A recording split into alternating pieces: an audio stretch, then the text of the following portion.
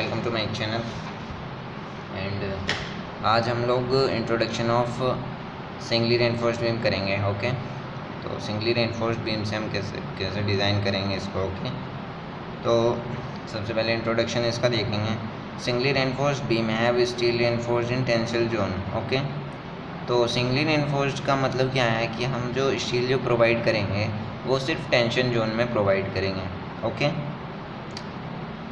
Compression zone यानी concrete के साथ कोई स्टील हम प्रोवाइड नहीं करेंगे। टेंशन जोन होगा हमारा, उसमें हम स्टील प्रोवाइड करेंगे।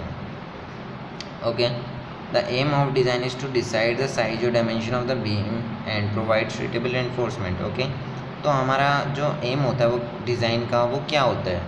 Design of singly reinforced beam का जो मतलब होता है वो होता है कि हम उसकी डायमेंशन को जानना। ओके, डायमेंशन यानी साइज, बीम का क्या साइज होगा। ओके, उसमें कितने रेनफोर्स लगेगी, ये होता है उसका मतलब डिज़ाइन करना।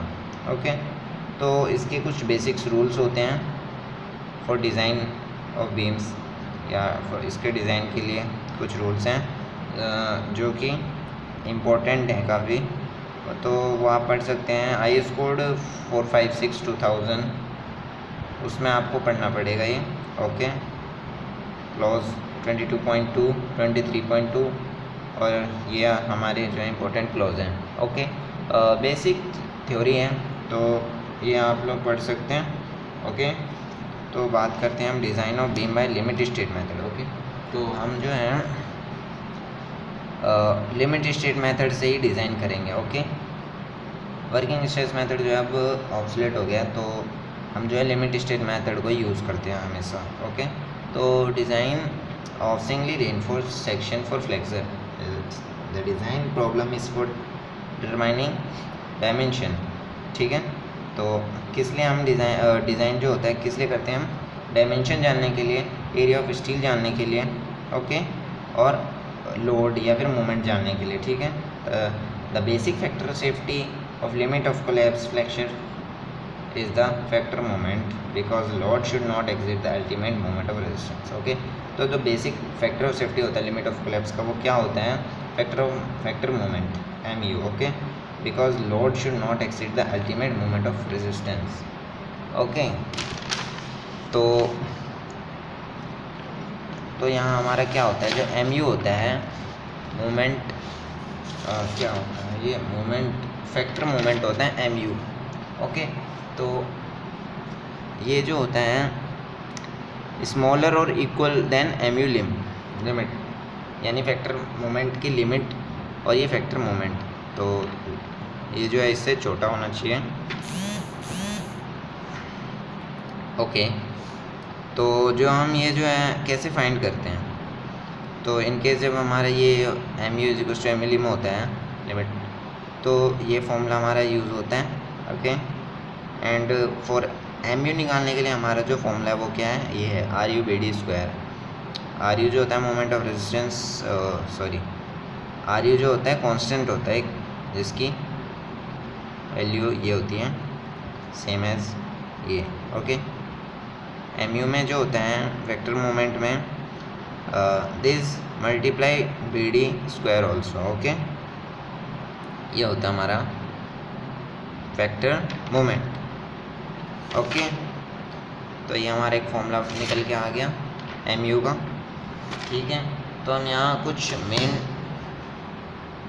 टर्म्स जो हैं जो न्यूमेरिकल में यूज़ होती हैं हम सिर्फ वो देखेंगे। Okay, fixing dimension of the section. Okay, the value of B may be fixed as D/2 to D/3। Okay, तो जब हम डिज़ाइन करेंगे तो जो B की वैल्यू है वो कितनी होगी हमारी, अगर बाई चांस गिवन नहीं है तो वो होती है हमारी D/2, या डेप्थ जो गिवन होगा उसका हाफ या 1/3 होता है।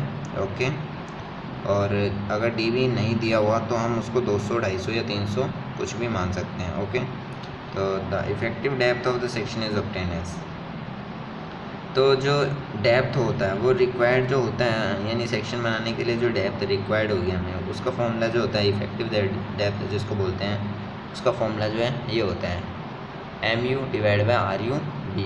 MU क्या है हमारा, factor moment divide by R U जो है हमारा कांस्टेंट है ये, इंटू बी यानी विड्थ। ओके, तो यहाँ क्या है, it is the minimum depth required for a balance section. ठीक है, तो ये जो डेप्थ होती है मिनिमम होती है किसी बैलेंस सेक्शन को बनाने के लिए। It is desirable to adopt a value of d which is larger than d required to obtain an under reinforced section. ठीक है, तो डी रिक्वायर्ड मतलब हमें जो है सेक्शन बनाने के लिए इतनी डेप्थ जो है रिक्वायर्ड होनी चाहिए। ओके, तो जो हम डिज़ाइन बनाएंगे, ठीक है, अंडर रेनफोर्ड सेक्शन से अगर बनाएंगे तो जो डिज़ाइन हमें चाहिए उससे हम थोड़ी ज़्यादा लेके बनाएंगे तो वो हमारा अंडर रेनफोर्स्ड हो जाएगा। ओके, तो the correct value of D is obtain as, तो जो डी की वैल्यू जो आएगी हमारी कैसे आएगी, डी माइनस क्लियर कवर।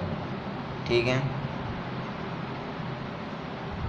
तो ये फाई क्या होता है, ये diameter of main tensile wire minus dia of shear stirrups का हाफ, ये होता है फाई डैश, ये होता है फाई बाई 2।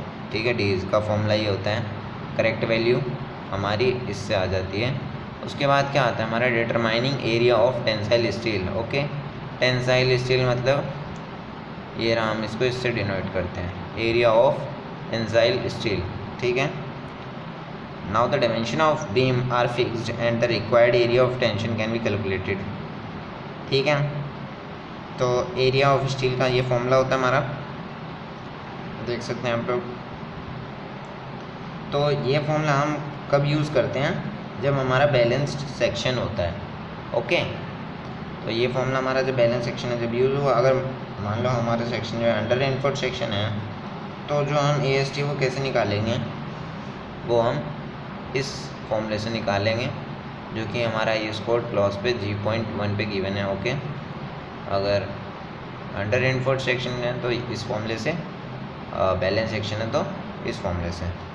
ओके, तो ये थे कुछ बेसिक्स इम्पॉर्टेंट पॉइंट्स जो आई कोर्स में गिवन है, वहाँ भी पढ़ सकते हैं आप। और ये जो थे बेसिक्स हमें निकालने होते हैं। तो सिंगली रेनफोर्स्ड बीम में दो तरीके से क्वेश्चन आते हैं।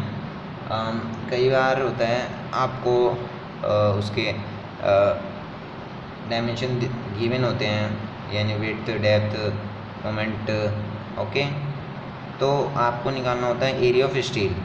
ठीक है, एक केस होता है एरिया ऑफ स्टील निकालना होता है। ओके, और एक प्रॉब्लम होता है जहां आपको डायमेंशन निकालना होता है। ठीक है, area of steel and dimension of steel, ये दो टाइप के आपके क्वेश्चन होते हैं। ओके, डायमेंशन निकालनी होती है कई बार, और कई बार एरिया ऑफ स्टील। ठीक है, या कई बार डायमेंशन दी होती है तो एरिया ऑफ स्टील निकालना होता है। ठीक है, एरिया ऑफ स्टील गिवन है तो डायमेंशन पूछ सकते हैं, और कई बार एरिया ऑफ स्टील भी गिवन है, डायमेंशन भी गिवन है। ओके, तो मिलते हैं नेक्स्ट वीडियो में जिसमें हम न्यूमेरिकल भी लेंगे सिंगली रेनफोर्स्ड बीम का। ओके, अगर कोई डाउट्स हो आपको तो कमेंट सेक्शन में ज़रूर पूछिए, और वीडियो पसंद आई हो तो लाइक ज़रूर कीजिएगा। Thanks for watching.